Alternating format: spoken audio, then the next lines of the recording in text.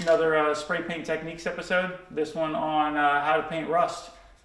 It only requires a couple transparents. You need a brown, a red, and a black. The black's kind of optional.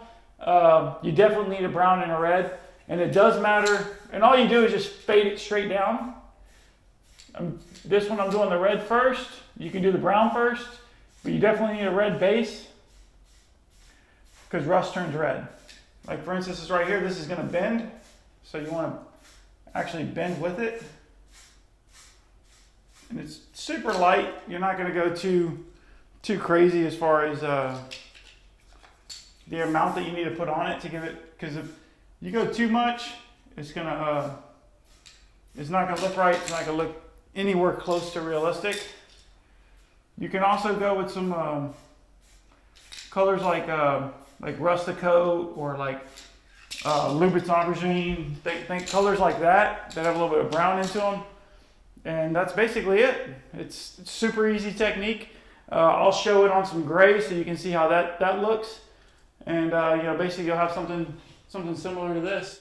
Rust is always at an edge of some sort, scrape or an edge or cut, or it's never just randomly. The color that you're on does make a difference as far as how much paint you actually need to add. The lighter the color, the less you need to add, because the more it's going to show up. On your darker colors, it takes more transparency. I can actually see it. But just bear in mind, transparents don't last forever, so maybe don't do them on a job that's going to be outside in the direct sun. So far as I know, the only ones that actually hold up really, really well are the Beltons, because they're straight pigment.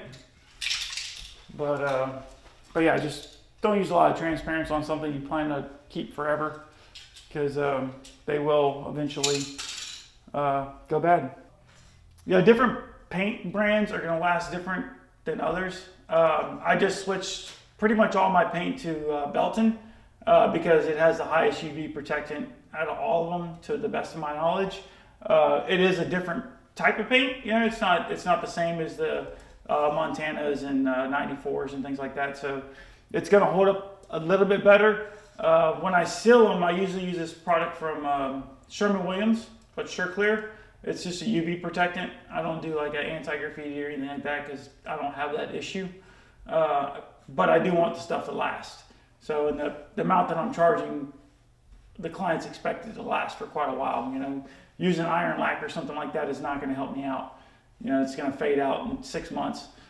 Cheap paints are good if you're just trying to do some stuff that you're not planning to last. But if you're getting paid and people are paying for the stuff, at least make it to where it's going to hold up for them. Give them their dollar's worth.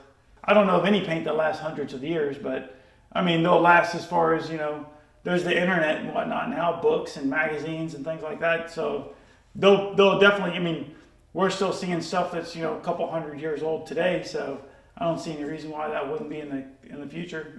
For the artists that actually make it and get a reputation. The only way that you can really tell is your glossy paints don't hold up. Your flat ones do. That's the main thing. And then you have some cheaper flat paints as well. You got there's a bunch of them that are flat that are super cheap, but usually they smell like propane.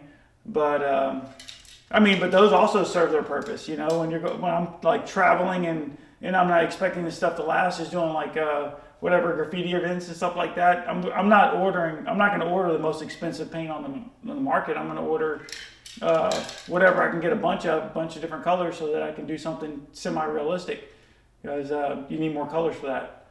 I'm not unnecessarily throwing money in the trash can either. A character like this, I use something a little brighter red, like the 94 red is like super bright as opposed to the gold line red or the Belton reds. This is a lot brighter red, and that's because of the backlighting on this character. It's got a lot of red into it, so everything else would have some reflective red to it.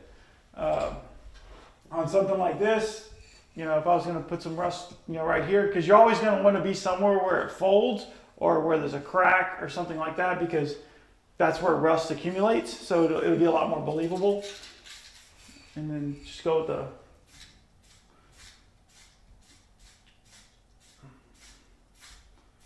the angle. This one I'm going with the brown first because I want the red to really show. Typically I would go with the red first because you want to tone it down, but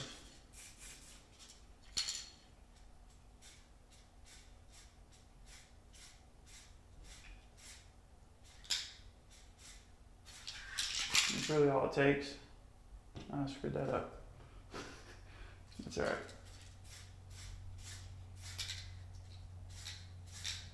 And you can actually come somewhere like over here and start. You just want to make it look pitted. That's the thing.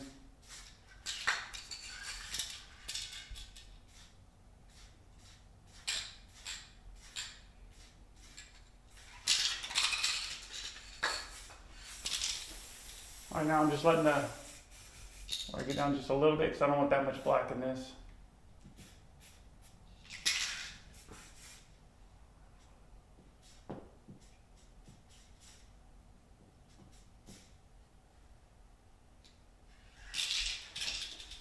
That's it. Super easy. As it dries, it'll turn a little bit browner. As you can see, it's from the time that I sprayed it to right now, you can already see the brown coming through a little bit more. So just bear that in mind when you're doing it, to go easy with it, because it is gonna, as it dries, the transparency get a little bit heavier on the colored part. The black and the white pretty much stay what they are, but the colors will set in a little bit more as it dries. You got some ideas? Comment, like, whatever, share it, duet it. You got something better? Show us. So it's all about helping people. So.